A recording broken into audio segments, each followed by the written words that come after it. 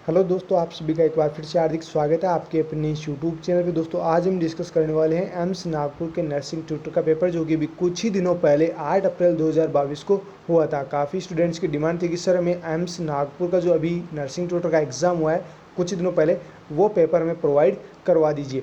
तो उनकी डिमांड पूरी कर देते हैं। और काफ़ी स्टूडेंट्स ये भी बोल रहे थे कि sir post basic BSc nursing का जो एंट्रेंस एग्ज़ाम हुआ है अभी एम्स की तरफ से, उनका भी पेपर सॉल्व करवा दीजिए। तो आपको क्वेश्चंस भेजने होंगे, तभी हम क्वेश्चन सॉल्व करा पाएंगे। हमें भी नहीं पता है पोस्ट बेसिक में कौन कौन से सवाल पूछे गए हैं। तो अगर आप कमेंट करके क्वेश्चंस बता देते हैं तो आपको क्वेश्चंस के आंसर्स हम सॉल्व करवा देंगे। फिलहाल अभी हम जानने वाले हैं एम्स नागपुर के नर्सिंग ट्यूटर का ये पेपर बहुत ही अच्छा पेपर है, और ये आगामी सभी एग्ज़ाम्स के लिए बहुत ही ज़्यादा इंपॉर्टेंट होगा। बहुत ही अच्छे अच्छे सवाल यहाँ पे पूछे गए हैं, और यहाँ पे जो आंसर्स है वो तो और ही ज़बरदस्त मिलने वाले हैं। तो दोस्तों बने रहिएगा लास्ट तक मेरे साथ। और अगर आप हमारे चैनल पे पहली बार आएँ तो प्लीज़ आप चैनल को सब्सक्राइब करके बेल आइकन बटन को तो ज़रूर दबा लेना, ताकि आपको हर एक लेटेस्ट वीडियोज़ की अपडेट जल्द से जल्दी मिलती रहे। और अगर आपने अभी तक हमारे ऐप को डाउनलोड नहीं किया है तो नर्सिंग चैलेंजर्स प्ले स्टोर पे सर्च करके आप हमारे ऐप को जल्दी से जल्दी डाउनलोड कर लीजिए। वहाँ पे 2000 प्लस जो लास्ट टाइम रिवीजन गोल्डन की पॉइंट्स होते हैं वो आपको मिलने वाले हैं। चलिए हम फटाफट से इस पेपर को सॉल्व कर लेते हैं। यहाँ पर देखिए पहला सवाल जो पूछा गया था, यानी कि क्वेश्चंस तो अलग अलग होंगे, जब जिसने एग्ज़ाम दिया उसको पता है क्वेश्चंस पहला ये था या फिर कोई और था, जो भी था। अपने को तो क्वेश्चंस जानने हैं, जो हमें मिले हैं वो क्वेश्चंस मैं आपको बता देता हूँ। देखिए पहला सवाल जो पूछा गया था वो था, according to Gomez classification third degree protein energy malnutrition is. जो पीईएम है, गोमेज क्लासिफिकेशन के अकॉर्डिंग पीईएम की थर्ड डिग्री आपको पूछी गई थी कि थर्ड डिग्री के अंदर किसको शामिल किया गया। तो दोस्तों यहाँ पे आंसर में आपको करना था लेस देन 60%। अगर गोमेज क्लासिफिकेशन में लेस देन 60% है तो वो क्या है, पीईएम का तो एग्जाम्पल है ही, लेकिन वो कौन सा पीईएम है, थर्ड डिग्री पीईएम है। तो मैं आपको साथ में वो भी बता देता हूँ कि फर्स्ट डिग्री में कितना होता है, सेकेंड डिग्री में और थर्ड डिग्री में, मतलब कंप्लीट जो क्लासिफिकेशन है वो मैं आपको बता ही देता हूँ। देखिए ओवर 90% इज़ नॉर्मल। अगर 90% से अबव गोमेज क्लासिफिकेशन के अंदर जो डिग्रीज़ है तो वो क्या है, नॉर्मल है। अगर 76 से 90% के बीच है तो उस पर्सन को क्या है, माइल्ड पीईएम है, यानी प्रोटीन एनर्जी माल न्यूट्रिशन है, जिसको हम फर्स्ट डिग्री बोल सकते हैं। अब आगे आपको फ्यूचर में सवाल पूछा जा सकता है कि गोमेज क्लासिफिकेशन के अकॉर्डिंग फर्स्ट डिग्री पीईएम किसको आप कहोगे। तो वहाँ पर फिर आपको आंसर में करना होगा 76 टू 90%।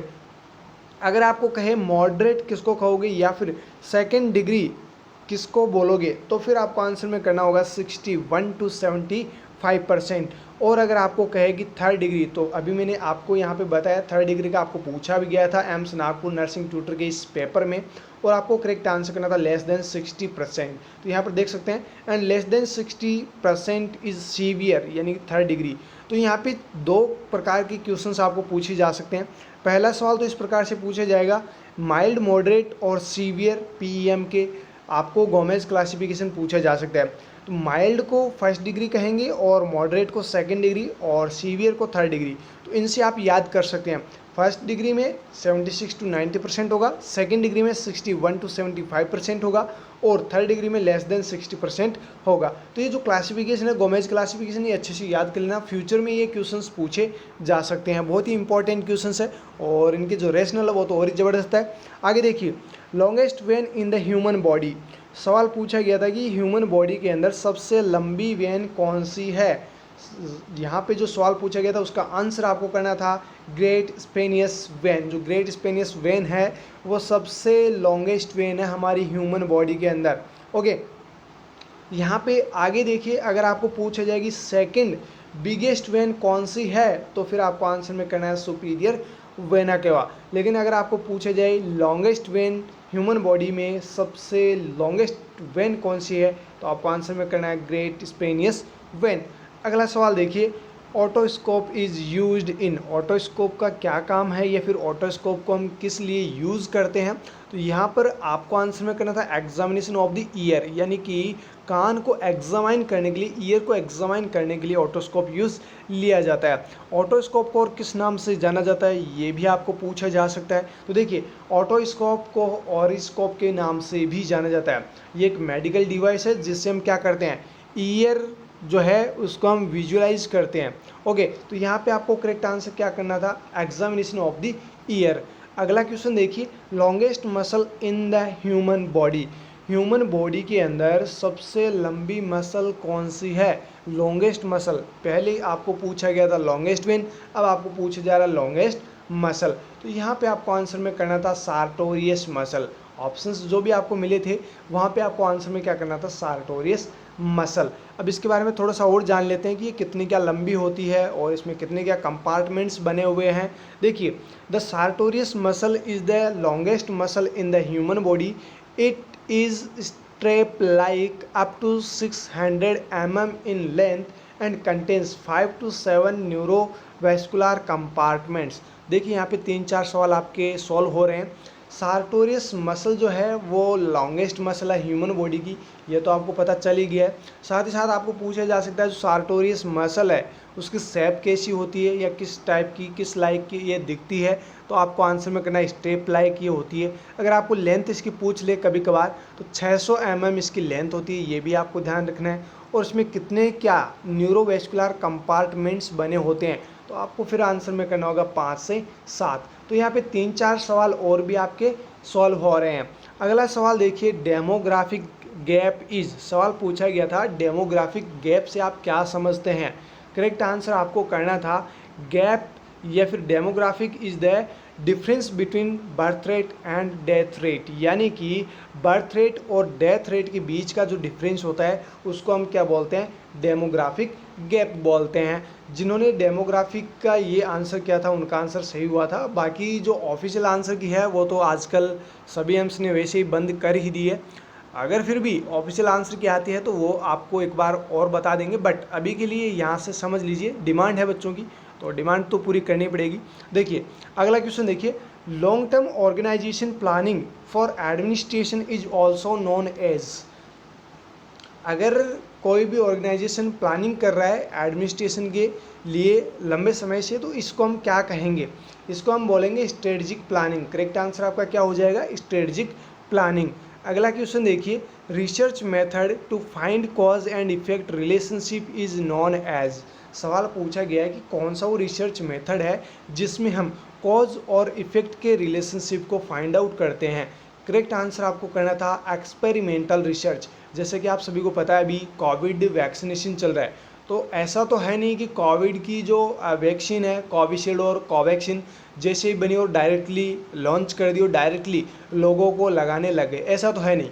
पहले वैक्सीन बनी, उसके ट्रायल्स हुए, 3-3 4-4 ट्रायल्स हुए, उसके बाद देखा गया कि कोई साइड इफ़ेक्ट तो नहीं हो रहे, क्या इसके कितनी क्या इफेक्टिव है, सारी चीज़ें देखने के बाद उस वैक्सीन को बाज़ार के अंदर लाया जाता है, उसके बाद लोगों को लगाई जाती है।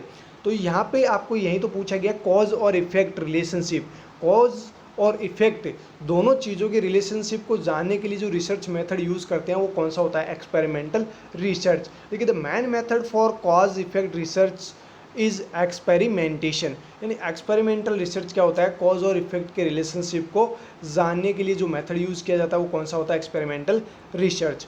अगला क्वेश्चन देखिए, every study population has an equal chance to be selected in which type of research sampling। Research sampling के किस टाइप के अंदर जो भी पॉपुलेशन है उन पॉपुलेशन से आप जो भी पीपल्स को आप सेलेक्ट कर रहे हैं वो आप क्या कर रहे हैं, इक्वली चांस में आप उनको सेलेक्ट कर रहे हैं। तो ये किस टाइप की जो सैम्पलिंग होती है उसके अंतर्गत आता है। करेक्ट आंसर आपको करना था सिंपल रैंडम सैम्पलिंग। यानी जो सिंपल रैंडम सैम्पलिंग है उसके अंदर क्या करते हैं, जो भी एवरी मेंबर है, जो भी एवरी पॉपुलेशन है, एक पर्टिकुलर एरिया हो चाहे एक ग्रुप हो, उसमें से जितने भी लोग हैं, जो भी आप मेंबर चूज़ कर रहे हैं वो आप क्या कर रहे हैं, इक्वली चांस से, मतलब इक्वली सबको आप क्या कर रहे हैं, सेलेक्ट कर रहे हैं। तो ये क्या होती है, इसको बोलते हैं हम सिंपल रैंडम सैम्पलिंग। इक्वली अगर आप किसी को सेलेक्ट कर रहे हैं तो वो सिंपल रैंडम सैम्पलिंग का एग्जाम्पल होगा।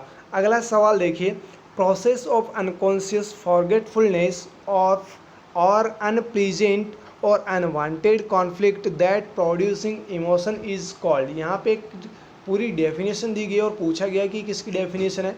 करेक्ट आंसर यहाँ पे आपको करना था रिप्रेशन। डिफेंस मैकेनिज्म वगैरह आपने पढ़ी होगी, तो रिप्रेशन की यहाँ पे कंप्लीट डेफिनेशन दी गई थी। वैसे मैं आपको एक्सप्लेनेशन के अंदर बता देता हूँ, थोड़ा सही से आपको विजिबल होगा, मतलब थोड़ा पढ़ने में भी दिक्कत नहीं होगी, आसानी होगी। ये तो क्या है कि मेरे को जैसा क्वेश्चन मिला था उस हिसाब से मैंने क्वेश्चन यहाँ पे समझा दिया है, बाकी चीज़ वही है जो रेशनल में दे रखी है। Repression is the unconscious blocking of unpleasant emotions, impulses, memories and thoughts for your conscious mind। यानी कोई भी कॉन्शियस पर्सन है जो पूरी तरह से अवेयर है, अगर उस पर्सन में जो भी इमोशंस है, इम्पल्सेज है, मेमोरीज है, जो भी वो सोच रहा है, वो सब कुछ अगर ब्लॉक हो जाए अनकॉन्शियसली, तो उस कंडीशन को हम क्या बोलेंगे? रिप्रेशन। क्या बोलेंगे उस कंडीशन को? रिप्रेशन बोलेंगे। अगला सवाल देखिए, clear concise summary of studies called as. यहाँ पर भी एक सवाल पूछा गया है और ये डेफिनेशन से रिलेटेड है कि अगर क्लियर कंसाइज समरी है स्टडीज़ के रिलेटेड तो उसे क्या बोलेंगे? उसको हम बोलते हैं एब्स्ट्रैक्ट। क्या बोलते हैं? एब्स्ट्रैक्ट। यहाँ पे पूरी डेफिनेशन दे रखी है, देखिए क्या है। An abstract a brief summary of a research article, thesis, review, conference, proceeding और any in-depth analysis of a particular subject and is often used to help the reader quickly ascertain the paper's purpose।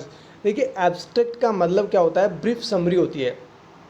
जो भी research article है, चाहे thesis है, चाहे review है, चाहे conference proceeding है, या फिर कोई भी आप एनालिसिस वगैरह कर रहे हैं, तो उसकी ब्रीफ समरी जो होती है उसको हम क्या बोलते हैं? एब्स्ट्रैक्ट बोलते हैं। क्या बोलते हैं उसको? एब्स्ट्रैक्ट बोलते हैं, जिसको पढ़ने में किसी को कोई दिक्कत भी नहीं होती है। तो ये जो कंडीशन यहाँ पे आपको जो पूछा गया था सवाल की, clear concise summary of studies को हम क्या कहेंगे? तो उसको हम क्या बोलेंगे? एब्स्ट्रैक्ट कहेंगे। दोस्तों यहाँ पे कुछ लिंक्स वगैरह दी गई है, ये अगर पीडीएफ आपको टेलीग्राम पे मिलती है, शायद मुश्किल है क्योंकि अब ऐप के ऊपर आपको ये सारी चीज़ें मिलेगी, इसलिए आपको ऐप डाउनलोड कर लेना है। नर्सिंग चैलेंजर्स आपको सर्च करना है और हमारा जो लोगो भी आपने सबसे पहले देखा था वैसा लोगो आपको ऐप के ऊपर भी दिखाई देगा, वो सबसे ऊपर होगा।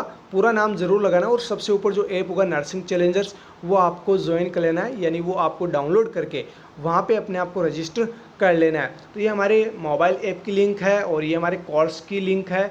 बीपीसी सेशन का कोर्स अभी अवेलेबल है। जो भी बीपीसी सेशन का कोर्स कर रहे हैं, चाहे आपके कोई दोस्त हो, चाहे वो किसी भी स्टेट से कर रहे हो, उनके लिए बहुत ही शानदार तरीके का बीपीसी सेशन का कोर्स बनाया गया है। अगर आप इंटरेस्टेड है, आपके दोस्त अगर कर रहे हैं तो उनको ज़रूर बताएं, वो इस कोर्स को खरीद के और बीपीसी सेशन के एग्ज़ाम को अच्छे से क्लियर कर सकते हैं। हमारा टेलीग्राम ग्रुप है, आप सभी वैसे ऐड होंगे, और जो नहीं है वो टेलीग्राम भी ज्वाइन कर ले, वहाँ पे डेली टेस्ट सीरीज़ वगैरह हो रही है।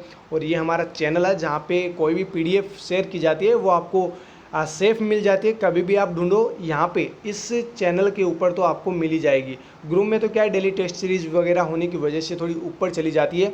साथ ही यहाँ पे इंस्टाग्राम पे आप मुझे फॉलो भी कर सकते हैं, नर्सिंग चैलेंजर्स के नाम से आपको इंस्टाग्राम पे भी मिलेंगे और वहाँ पर आप मुझे फॉलो कर सकते हैं। अगला सवाल देखिए, frequently repeated data is known as. अगर बार बार कोई डाटाज रिपीट हो रहे हैं तो उसे हम क्या कहेंगे? उसको हम बोलेंगे मॉड। क्या बोलेंगे? मॉड। आपने पढ़ा होगा रिसर्च के अंदर मॉड, मीडियन एंड जो स्टैंडर्ड डेविएशन है, ये सब कुछ आपने पढ़ा होगा। यहाँ पे आपको सवाल पूछा गया फ्रीक्वेंटली रिपीटेड, अगर बार बार कोई डाटाज रिपीट हो रहे हैं तो उनको हम क्या बोलते हैं? मॉड कहते हैं। यहाँ पे डेफिनेशन में सेम वही है, the most frequently occurring value of data is called mod, यानी मॉड की ये कंप्लीट डेफिनेशन फिर से दे रखी है। अगला सवाल देखिए, peptic ulcer is caused by. Peptic ulcer किसकी वजह से होता है? ये अभी एम्स में भी सवाल पूछा गया था, जो एमएससी नर्सिंग का एग्ज़ाम हुआ था उसमें भी ये सवाल पूछा गया था। अब देखो यहाँ पे आप सभी को पता है कि एच पाइलोरी की वजह से पैप्टिक अल्सर होता है। साथ ही साथ आपको अगर पूछा जाए कि कौन सी वो ड्रग्स है जिनकी वजह से पैप्टिक अल्सर हो सकता है, तो देखो यहाँ पे रेशनल में पढ़ लो अच्छे से और याद कर लो। एच पाइलोरिक जो है वो तो आप सभी को पता ही है, ये बैक्टीरिया तो रेस्पॉन्सिबल होता है पैप्टिक अल्सर के लिए।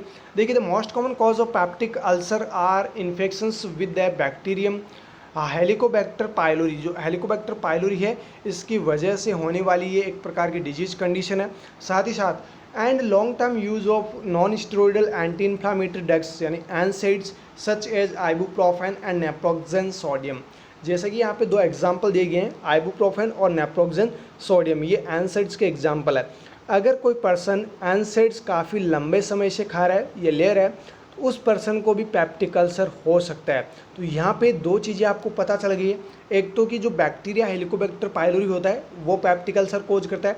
साथ ही साथ अगर आपको पूछ ले कि कौन सी वो ड्रग्स है, कौन सी वो क्लासिफिकेशन है ड्रग का जो पेप्टिक अल्सर कोज कर सकता है, तो वहाँ पर आपको एनसेड्स फिर करेक्ट आंसर करना होगा। अगर आपको स्पेसिफिक कोई ड्रग का नाम दे दे तो फिर आपको आइबुप्रोफेन, नेप्रोक्सेन सोडियम या फिर जो भी एनसेड्स वगैरह है उनमें से कोई एग्जांपल मिले तो वो आपको करेक्ट आंसर करना है। अगला सवाल देखिए, abortion occur due to infection is, अगर इन्फेक्शन की वजह से अबॉर्शन होता है तो उस अबॉर्शन को हम क्या कहेंगे, उस अबॉर्शन को हम बोलेंगे septic abortion. Septic abortion is a serious uterine infection during और शॉर्टली बिफोर और आफ्टर एन अबॉर्शन। अबॉर्शन से पहले भी सीरियस यूट्राइन इन्फेक्शन हो सकता है, उसके बाद भी हो सकता है, मतलब अबॉर्शन के बाद भी हो सकता है।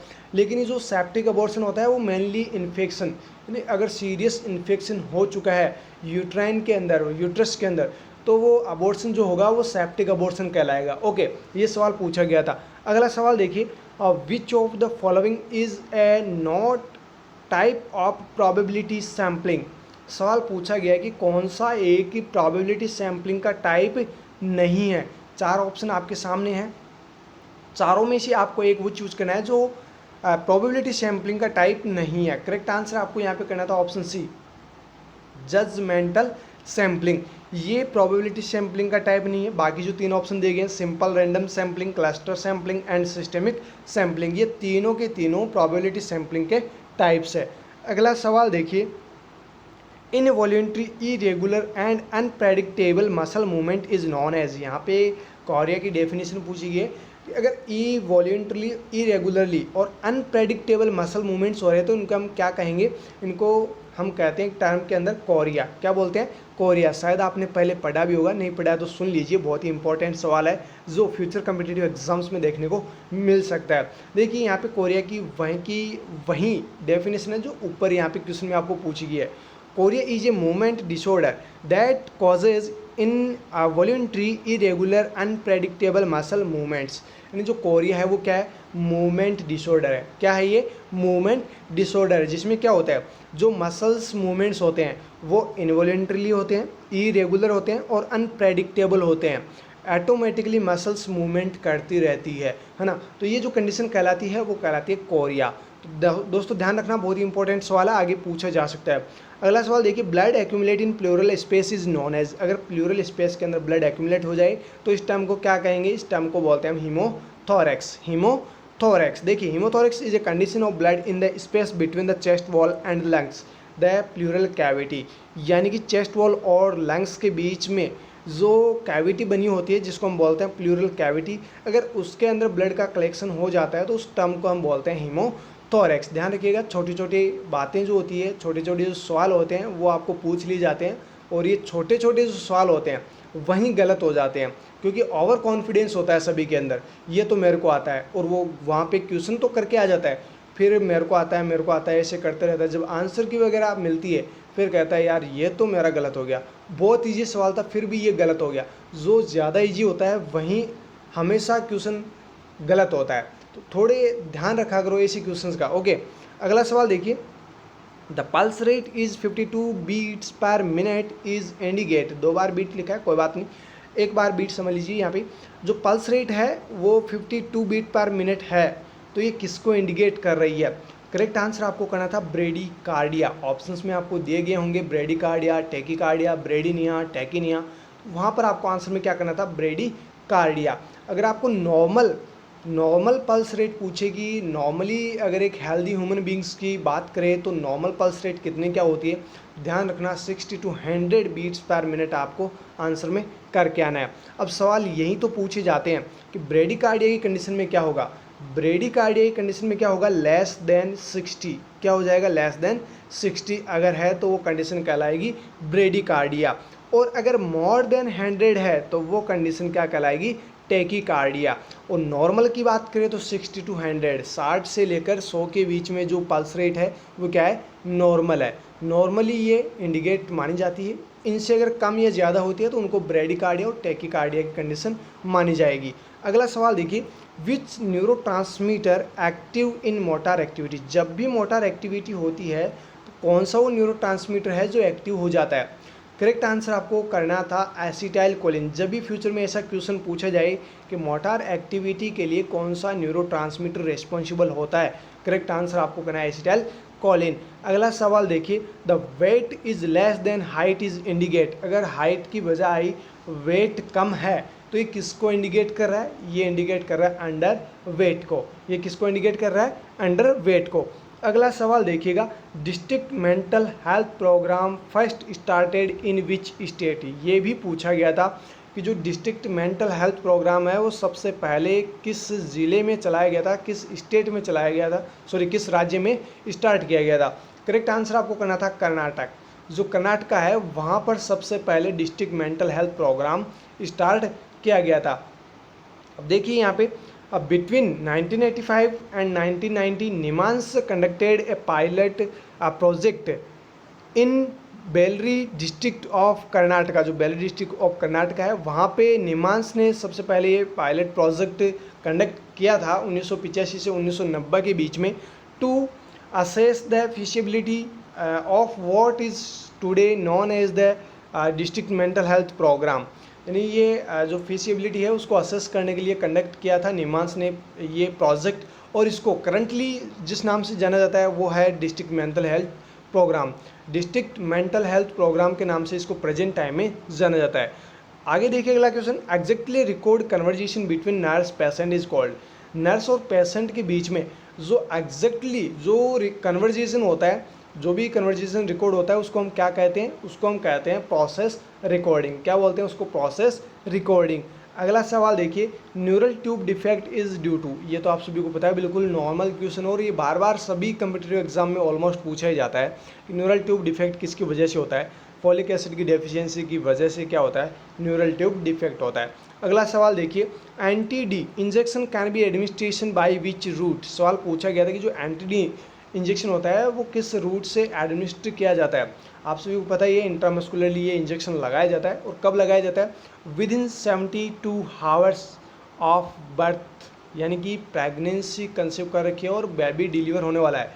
जैसे बेबी डिलीवर होता है, बेबी अगर RH-D पॉजिटिव है तो मदर को with in 72 hours anti D जो इंजेक्शन है, या फिर आप बोल सकते हैं रोगाम, वो इंजेक्शन विद इन 72 आवर्स लगाया जाता है। अब देखिए यहाँ पे, the injection is given into a muscle, normally it is given in the upper arm. तो ये IM यानी इंट्रामस्कुलरली तो लगता ही लगता है, साथ ही साथ ये भी आपको पता चल गया कि अपर आर्म में लगने वाला इंजेक्शन है। You will be the offered an anti D injection routinely at 28 week of pregnancy and within 72 hours of birth if your baby is RH-D positive. अगर आपको पता नहीं कि RH-D पॉजिटिव है कि नेगेटिव है, लेकिन आपको ये पता है कि मदर नेगेटिव है कि पॉजिटिव है, तो आप उस मदर को 28 वीक की प्रेगनेंसी पे आप ये जो इंजेक्शन है वो आप लगा सकते हैं। अदरवाइज़ अगर बच्चा RH-D पॉजिटिव पाया जाता है तो उस मदर को 72 घंटे के अंदर अंदर एंटी-डी इंजेक्शन लगाना ज़रूरी होता है। अगला सवाल देखिए, process between employees and employers and employees है, यहाँ पे करेक्शन कर लेना। पहले है एम्प्लॉयर्स, यहाँ पे एम्प्लॉयर्स। देखिए, जो process between employers and employees to reach an agreement regarding rights and works is called. यानी यहाँ पे जो आपको करेक्ट आंसर करना था वो क्या करना था, कलेक्टिव बार्गेनिंग। यानी कि यहाँ पे वो प्रोसेस पूछी गई, उस प्रोसेस का नाम पूछा गया जिसमें क्या करते हैं, जो एम्प्लॉयर्स और जो एम्प्लॉयज़ होते हैं, या फिर जो एम्प्लॉयज़ और एम्प्लॉयर्स होते हैं, वो एग्रीमेंट करते हैं कि जो राइट्स है, वर्क्स है, उनके बारे में। तो जो प्रोसेस कहलाती है, ये प्रोसेस कहलाती है कलेक्टिव बार्गेनिंग। यहाँ पे थोड़ा सा अच्छे से समझते हैं इसको, वो क्वेश्चन थोड़ा इनकम्प्लीट है। देखिए, collective bargaining is a voluntary process used to determine term and conditions of work and regulate relations between employers, workers and their organisation leading to the conclusion of a collective agreement. Collective bargaining क्या है, एक involuntary process है। क्या है ये? Involuntary process है जो determine करती है जो भी टर्म कंडीशंस रखी गई है वर्क की, वर्क से रिलेटेड जो भी रूल रेगुलेशंस बनाए गए हैं, जो भी एम्प्लॉयर्स है, वर्कर्स है, या फिर जो भी ऑर्गेनाइजेशन है, उनके लिए जो भी कुछ भी बनाए गए हैं वो सब कुछ किसके अंदर आते हैं? कलेक्टिव बार्गेनिंग के अंदर आते हैं। और ये एक प्रकार से कलेक्टिव एग्रीमेंट इनका होता है। जो भी टर्म कंडीशंस बनती है उनको फॉलो करने के बाद ही आगे का काम होता है। जब भी आप कुछ भी किसी भी कंपनी से आप जुड़ते हैं तो कुछ वहाँ पे टर्म एंड कंडीशंस पहले दी जाती है आपको, वो टर्म कंडीशंस आपको फॉलो करनी होती है। उन टर्म कंडीशंस के हिसाब से ही आपको जो कुछ भी बेनिफिट मिलना हो या फिर और कुछ जो भी प्रोसेस हो, सारी चीज़ें टर्म कंडीशन के अंदर आपको बता दी जाती है। अगला सवाल पूछा गया था कि डिक्रीज बॉन्ड डेंसिटी कॉज, अगर बॉन्ड की डेंसिटी कम हो जाए, बहुत कम हो जाए, तो ये क्या कॉज कर सकती है? ये कॉज कर सकती है ऑस्टियोपोरोसिस डिजीज कंडीशन। कौन सी डिजीज? Osteoporosis disease. अगला सवाल देखिए, acyanotic heart disease. Acyanotic heart disease को लेकर सवाल पूछा गया था, शायद इसका एग्जाम्पल पूछा गया होगा, वहाँ पे आपको आंसर में करना था atrial septal defect. Atrial septal defect जो कि एसाइनोटिक हार्ट डिजीज का क्या है? एग्जाम्पल है। साथ ही साथ अगर आपको ASD ना देकर ऑप्शन में दे दिया जाए VSD या फिर PDA, तो फिर आपको इनमें से करेक्ट आंसर करना होगा। देखिए, एसाइनोटिक जो हार्ट डिजीज है उनके जो एग्जाम्पल्स है वो है, एक तो वेंट्रिकुलर सेप्टल डिफेक्ट, दूसरा हो गया ASD यानी एट्रियल सेप्टल डिफेक्ट, तीसरा हो गया PDA patent ductus arteriosus and corrections. तो यहाँ पे ये जो चार ऑप्शंस दे गए हैं, मतलब चार जो आपको एग्जाम्पल दे गए हैं, ये सभी के सभी एसाइनोटिक हार्ट डिजीज के एग्जाम्पल है। इन फ्यूचर आपको ये क्वेश्चन पूछा जा सकता है। अगला क्वेश्चन देखिए, fluids psychosexual theory toddler development training in which stage. Fluid की जो साइकोसेक्सुअल थ्योरी है वो आप सभी ने पढ़ी होगी। अब सवाल ये पूछा गया कि जो टॉडलर्स होते हैं उनकी जो ट्रेनिंग वगैरह होती है, यानी जो मतलब जो टॉयलेट ट्रेनिंग, जैसे कि आप बोल सकते हैं एग्जाम्पल के तौर पे टॉयलेट ट्रेनिंग। वैसे ये इनकम्प्लीट क्वेश्चन है, कंप्लीट क्वेश्चन नहीं मिल पाया, लेकिन क्वेश्चन कुछ इसी प्रकार से पूछा गया था कि जो फ्लूइड साइकोसोशल थ्योरी है उसी के रिगार्डिंग सवाल पूछा गया था, और टॉडलर्स के रिगार्डिंग पूछा गया था। कौन सी स्टेज के अंदर जो टॉयलेट ट्रेनिंग है वो डेवलप होती है बच्चे के अंदर, according to Freud psychosexual theory. Correct answer आप लोगों को करना था एनाल स्टेज। एनाल स्टेज जो होती है वो 1 साल से लेकर 3 साल के बीच की होती है। यानी इस जो एनाल स्टेज है इसके अंदर जो इंक्लूड किए गए हैं वो किनको इंक्लूड किए गए हैं? टॉडलर्स को। किनको? टॉडलर्स को।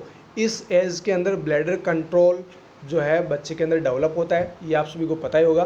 तो यहाँ पे एनाल स्टेज जो है वो टॉडलर्स के लिए बनाई गई है, और मतलब according to Freud psychosexual theory के अकॉर्डिंग जो टॉडलर्स एज है वो एनाल स्टेज के अंतर्गत आती है, जिसमें टॉयलेट ट्रेनिंग वगैरह वो सारी चीज़ें बच्चा जो है ब्लड कंट्रोल वगैरह वो करना सीखता है, वो सारी चीज़ें इस स्टेज के अंदर ही हो पाती है।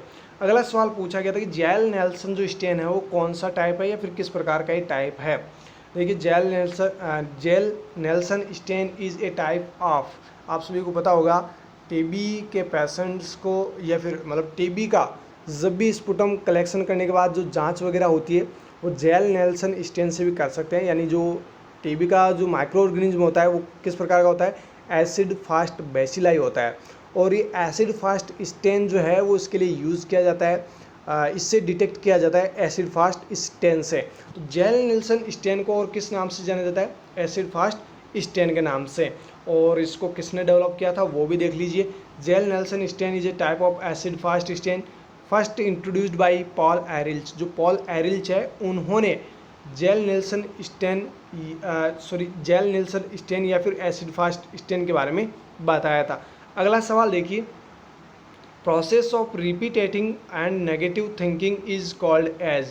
प्रोसेस, उस प्रोसेस का नाम बताना है जिसमें क्या हो रहा हो?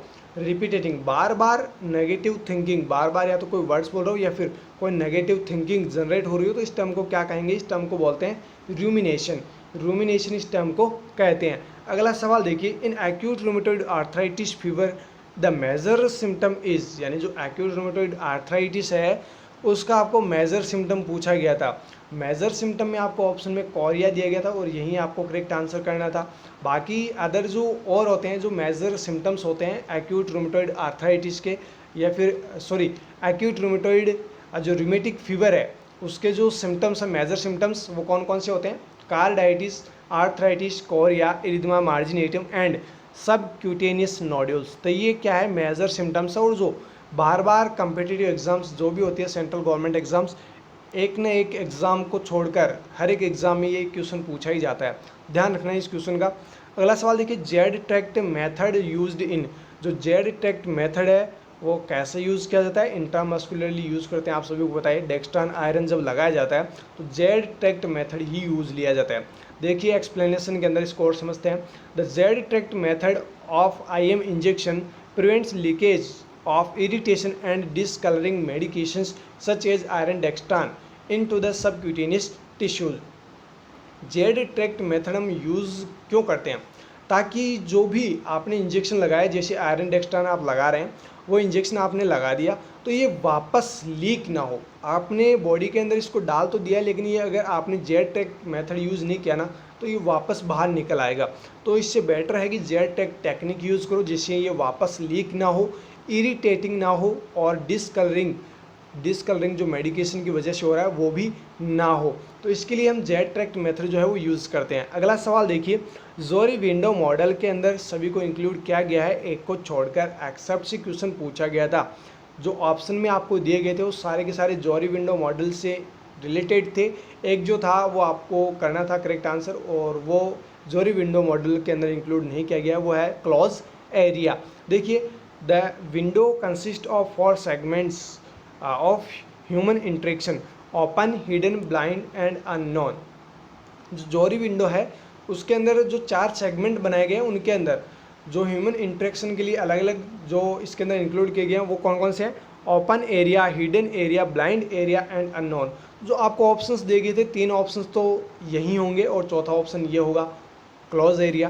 तो यहाँ पे क्लोज एरिया आपका करेक्ट आंसर हो जाएगा, क्योंकि यहाँ पे एक्सेप्ट से सवाल पूछा गया। बाकी यहाँ पे जो दिखाए गए हैं unknown, open, hidden and blind, ये सभी जोरी विंडो के अंदर इंक्लूड किया गया है। अगला सवाल देखिए, gastroenteritis is caused bye. Gastroenteritis जो है वो किसकी वजह से, या फिर यहाँ पे सवाल कुछ इस प्रकार से पूछा गया होगा कि जो गैस्ट्रोएंटराइटिस है उसका पॉजिटिव एजेंट बताइए, वो भी वायरस में आपको बताना है।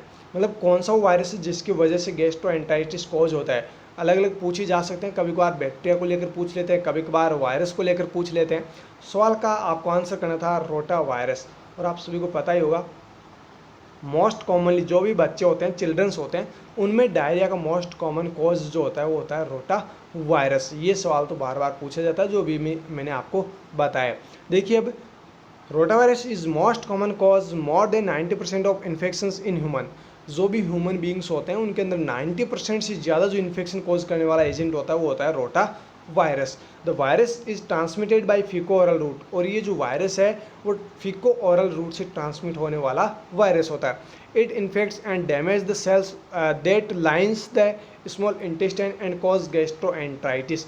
ये क्या करता है, ये इन्फेक्ट करता है और जो भी सेल्स है इंटेस्टाइन की, जो स्मॉल इंटेस्टाइन है उसकी, उन सेल्स को डैमेज कर देता है, जिसकी वजह से जो कॉज होती है कंडीशन वो होती है gastroenteritis, which is often called stomach flu despite having no relation to influenza.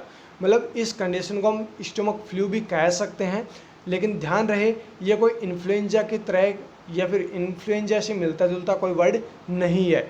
In stomach फ्लूस को हम बोल सकते हैं गैस्ट्रोएंटराइटिस की कंडीशन को, जो कि फीको ओरल रूट से ट्रांसमिट हो रहा है रोटा वायरस, उसकी वजह से होने वाली डिजीज कंडीशन है। अगला सवाल देखिए, gout is caused bye. Gout जो है वो किसकी वजह से होता है, या इसका पॉजिटिव एजेंट क्या होगा। करेक्ट आंसर आपको करना था यूरिक एसिड अगर ज़्यादा हो जाए, यूरिक एसिड फॉर्मेशन अगर ज़्यादा हो जाए तो गाउट की कंडीशन हो सकती है। देखिए, gout is caused by buildup of substance called uric acid in the blood. अगर ब्लड में यूरिक एसिड बढ़ गया तो समझ जाइए पेशेंट को या फिर पर्सन को गाउट होगा ही होगा। तो ध्यान रखना, अगर आपको पूछ लिया जाए कि गाउट को अगर आप असेस कर रहे हैं तो गाउट का कैसे आप पता करेंगे, तो जो यूरिक एसिड है उसका लेवल जो है वो ब्लड के अंदर बढ़ा हुआ मिलेगा। अगला क्वेश्चन देखिए, level of a resistance of a person to a particular disease is called. एक पर्टिकुलर डिजीज़ के प्रति पर्सनस की जो रेसिस्टेंस पावर होती है उसको हम क्या कहते हैं, उसको बोलते हैं इम्यूनिटी। देखिए, इम्यूनिटी की पूरी डेफिनेशन दे रखी है। The resistance usually associated with presence of antibodies और cells having a specific action on the micro organism concerned with a particular infectious disease और ऑन इट्स टॉक्सिन। इम्यूनिटी क्या है कि रेसिस्टेंस पावर होती है जो एज ए एंटीबॉडीज़ जो भी माइक्रो ऑर्गेनिजम्स होते हैं, चाहे बैक्टीरिया हो, चाहे वायरस हो, चाहे पैरासाइट हो, उनको किल करने की ये ताकत रखती है। कौन? इम्यूनिटी। और ये अपने को अदर आउटर एनवायरनमेंट से जो भी इन्फेक्शियस एजेंट्स होते हैं, माइक्रो ऑर्गेनिजम्स होते हैं, उनसे हमारे को बचाती है, हमारी बॉडी को ये प्रोटेक्ट करने का काम करती है। अगला सवाल देखिए, passing blood in the urine is called, यानी आपको टर्म पूछी गई थी कि यूरिन के साथ में अगर ब्लड आ रहा है तो इस टर्म को हम क्या कहेंगे? इस टर्म को हम क्या बोलते हैं? हेमेचूरिया। आप सभी को बिल्कुल पता भी होगा, शॉर्ट एंड स्वीट ये क्वेश्चन पूछा गया है। अगला सवाल देखिए, बहुत ही इंपॉर्टेंट सवाल है। Which test evaluate hearing loss by comparing air conduction to bone conduction. देखिए उस टेस्ट का नाम आपको बताना है जो हियरिंग लॉस को इवेलुएट करता है, यानी कि हियरिंग लॉस को हम इवेलुएट करते हैं, वो टेस्ट आप लोगों को बताना है जिससे एयर कंडक्शन से बॉन कंडक्शन के अंदर जो कंपेयरिंग होता है उसको हम डिटेक्ट कर सकते हैं, मतलब पता कर सकते हैं उस टेस्ट से। तो उस टेस्ट का नाम है रिने टेस्ट। उस टेस्ट को क्या बोलते हैं? Rinne test. देखिए the Rinne test differentiate sound transmission via air conduction from sound transmission via bone conduction. जो साउंड ट्रांसमिट हो रही है एयर कंडक्शन से बॉन कंडक्शन के अंदर, ये जो इनके बीच में जो प्रोसेस होती है, ट्रांसमिशन होता है, इनके डिफ्रेंशिएशन को जानने के लिए जो टेस्ट किया जाता है वो होता है रिने टेस्ट। और यही सवाल आपको पूछा गया है, आगे फ्यूचर में पूछा जा सकता है, बहुत ही अच्छा सवाल है और ये वेरी वेरी इंपॉर्टेंट क्वेश्चन है। अब जो सवाल आने वाला वो बहुत ही ज़्यादा इंपॉर्टेंट है। Which antibody cause lysis of fetal RBCs. कौन सी वो एंटीबॉडी है जो फिटल आरबीसीज को लाइसिस करने का काम करती है? दोस्तों यहाँ पे आपको आंसर में करना था इम्यूनोग्लोबुलिन जी। जब भी फ्यूचर में ऐसा क्वेश्चन पूछे कि फिटल आरबीसीज के लाइसिस के लिए कौन सी इम्यूनोग्लोबुलिन या फिर कौन सी एंटीबॉडी रेस्पॉन्सिबल होती है, तो आपको आंसर में करना है IgG। देखिए यहाँ पे अलग अलग बहुत सारे सवाल आपके यहाँ पे क्लियर हो जाएंगे। Haemolytic disease of the fetus और न्यू बॉर्न, यानी इसको शॉर्ट फॉर्म में हम बोलते हैं SDFN, haemolytic disease of the fetus और या फिर ऑरिया and newborn, also known as allo immune SDFN और इरिथ्रोब्लास्टोसिस फिटेलिस। इस कंडीशन को हम इरिथ्रोब्लास्टोसिस फिटेलिस भी कहते हैं। ये नाम तो शायद आपने पहले नहीं सुना होगा, कोई बात नहीं है। एलो इम्यून SDFN भी इसको कहा जाता है, या फिर इरिथ्रोब्लास्टोसिस फिटेलिस भी इसको कहते हैं। अब देखिए यहाँ पे कोज क्या है, is caused by the destruction of RBCs of the neonate और fetus by maternal immunoglobulin G antibodies. जो मैटरनल इम्यूनोग्लोबुलिन है IgG, आप सभी को पता होगा IgG प्लेसेंटा को क्रॉस कर जाती है। जी मीन्स गो, यानी प्लेसेंटा को ये क्रॉस कर जाती है। देखिए जो मैटरनल IgG है वो क्या करती है, जो आरबीसीज है, फिटल आरबीसीज है या फिर न्यूनेट की जो आरबीसीज है उनको डिस्ट्रक्ट करने का काम करती है। और इस कंडीशन को हम क्या बोलते हैं? इरिथ्रोब्लास्टोसिस फिटेलिस, या फिर दूसरा नाम अगर इनको बोले तो वो बोल सकते हैं हम SDFN, haemolytic disease of foetus and newborn. अगला सवाल देखिए, पोस्टीरियर पिट्यूटरी ग्लैंड सिक्रीट। सवाल पूछा गया था कि पोस्टीरियर पिट्यूटरी ग्लैंड कौन से हार्मोन सिक्रीट करती है, वहाँ पे आपको आंसर में करना था वैसोप्रेसिन। लेकिन आपको ध्यान ये भी रखना है कि पोस्टीरियर पिट्यूटरी ग्लैंड दो प्रकार के हार्मोन सिक्रीट करती है, जिनमें एक का वैसोप्रेसिन, दूसरा ऑक्सीटोसिन। दोनों के ध्यान आपको रखना है। अगला सवाल देखिए, which hormone maintain galactopoietic process. Galactopoietic process को मेंटेन करने वाला हार्मोन कौन सा होता है? ध्यान रखना है, करेक्ट आंसर आपको करना है प्रोलैक्टिन। अगला सवाल देखिए, Maslow hierarchy need theory given by. यहाँ पे नाम तो आप सभी को पता चल ही गया है कि जो मास्लो है उन्होंने ही जो हायरार्की नीड थ्योरी है वो दी है। तो यहाँ पे सवाल में पूछा गया जो मास्लो हायरार्की नीड थ्योरी है वो किसने दी थी? करेक्ट आंसर आपको करना था अब्राहम मास्लो। अगला सवाल देखिए, फूड गैप कैन कॉज। अगर लंबे समय तक फूड गैप रखता है कोई भी पर्सन या फिर किसी बच्चे को फूड गैप रह जाता है तो वो क्या कॉज कर सकता है? वो कॉज कर सकता है PEM, प्रोटीन एनर्जी माल न्यूट्रिशन। अगला सवाल पूछा गया था एब्रीविएशन से, भाई जो PRN एब्रीविएशन है इसका मतलब क्या होता है ये बता दीजिए। तो इसका मतलब होता है एज नीडेड या फिर व्हेन नेसेसरी, जब ज़रूरत हो तभी देनी है। डॉक्टर्स जब होते हैं, मतलब जो डॉक्टर्स दवाई वगैरह लिखते हैं तो उसमें PRN वगैरह ऐसे एब्रीविएशंस यूज़ करते हैं। OD, BD एब्रीविएशन की एक अलग से क्लास आप सभी के लिए बना देंगे, उसमें सारे एब्रीविएशंस जितने भी है वो सब कुछ हम समझा देंगे, क्योंकि यहाँ से भी सवाल पूछ ही जाते हैं। PRN का मतलब यहाँ पे आपको ध्यान रखना है एज नीडेड या फिर व्हेन नेसेसरी, जब ज़रूरत हो तभी आपको देनी है। PRN का मतलब यही होता है। अगला सवाल देखिए, disruption in functional mammary identity perception and consciousness is called. यहाँ पर भी एक डेफिनेशन कंप्लीटली दी गई है डिसरप्शन की। यहाँ पे आपको करेक्ट आंसर क्या करना है, सॉरी डिसएसोसिएशन। डिसएसोसिएशन की यहाँ पे डेफिनेशन दी गई है। ये थोड़ी टूटी फूटी डेफिनेशन है, यानी कि क्वेश्चन में जिस प्रकार से मिला है उसी प्रकार से मैं आपको बता रहा हूँ। अब देखिए डिसएसोसिएशन का मतलब क्या होता है। Dissociation is a mental process of disconnecting from one thought, feeling, memories and sense of identity. कोई भी पर्सन है, उस पर्सन का थॉट हो, चाहे फीलिंग हो या फिर मेमोरीज हो या फिर सेंस ऑफ आइडेंटिटी हो, अगर वो डिसकनेक्ट हो जाता है तो उस हम प्रोसेस को क्या बोलते हैं, डिसएसोसिएशन। उस प्रोसेस को हम क्या बोलते हैं, डिसएसोसिएशन। ध्यान रखना, बहुत ही इंपॉर्टेंट टर्म है, फ्यूचर में पूछी जा सकती है। अगला सवाल देखिए, बहुत ही अच्छा सवाल है। Which test measure all areas of eyesight. अगर आईसाइट के ऑल एरियाज़ को मेजर करना है तो कौन सा टेस्ट हम यूज़ करेंगे, या फिर कौन से टेस्ट से हम ऑल एरियाज़ को मेजर कर सकते हैं। करेक्ट आंसर आपको करना था पेरीमेट्री टेस्ट। ऑप्शन में आपको पेरीमेट्री टेस्ट भी दिया गया होगा। देखिए पेरीमेट्री टेस्ट आपको यहाँ पे करेक्ट आंसर करना था। देखिए क्या है, पेरीमेट्री टेस्ट यानी visual field test measure all areas of the eyesight. अगर आईसाइट के ऑल एरियाज को मेजर करना है तो उसके लिए पेरीमेट्री टेस्ट की अपने को ज़रूरत पड़ेगी। अगला क्वेश्चन देखिए, expired medicine should be discarded in. जो भी एक्सपायर्ड मेडिसिन होती है उनको कौन से बैग के अंदर डिस्कार्ड करते हैं। ये तो बिल्कुल सिंपल सवाल है और ये काफ़ी एग्जाम्स में पूछा भी जाता है बार बार। करेक्ट आंसर आपको करना है येलो बैग। जब भी ऐसा क्वेश्चन पूछा जाए करेक्ट आंसर आपको येलो बैग करना है। बहुत बार ये क्वेश्चन पूछा जाता है, इंपॉर्टेंट है। अगला सवाल एंड लास्ट क्वेश्चन आज की इस वीडियो का, यानी कि 47 क्वेश्चंस जो प्रीवियस अभी एग्ज़ाम हुआ था 8 अप्रैल 2022 को एम्स नागपुर नर्सिंग ट्यूटर का, उस पेपर से टोटल आपको मैंने 47 क्वेश्चंस यहाँ पे बता दिए हैं। बाकी जिन्होंने एग्ज़ाम दिया है वो इनके अलावा कोई क्वेश्चन आपके पास अवेलेबल है या फिर आपको याद है तो आप कमेंट करके बता सकते हैं। देखिए लास्ट क्वेश्चन क्या है, पोस्टीरियर फॉन्टेनल क्लोज्ड एट। आपको पूछा गया था कि जो पोस्टीरियर फॉन्टेनल है वो कब क्लोज होता है। करेक्ट आंसर आपको करना था 1 to 2 मंथ, यानी कि 1 से 2 महीने के बीच में पोस्टीरियर फॉन्टेनल क्या हो जाता है, क्लोज हो जाता है। एंटीरियर फॉन्टेनल की बात करें तो 18 महीने करना है, ये भी आपको ध्यान रखना है। एंटीरियर फॉन्टेनल 18 महीने से क्लोज होता है, लेकिन पोस्टीरियर फॉन्टेनल 1 to 2 मंथ्स। इसको अगर वीक में मैं आपको बोलूँ, क्योंकि सवाल कभी कभार मंथ में ना दे के वीक में पूछ लिया जाता है, फिर आप कंफ्यूज हो जाते हैं और वहाँ पर भी आप 1 to 2 वीक करके आ जाते हैं, क्योंकि आप क्वेश्चन को तो पढ़ लेते हैं लेकिन जो ऑप्शन है वो वीक में है कि मंथ में है वो चीज़ आप नहीं पढ़ते और करेक्ट आंसर को आप गलत आंसर करके आ जाते हो, मतलब आपको आते हुए भी उस क्वेश्चन को गलत करके आ जाते हो।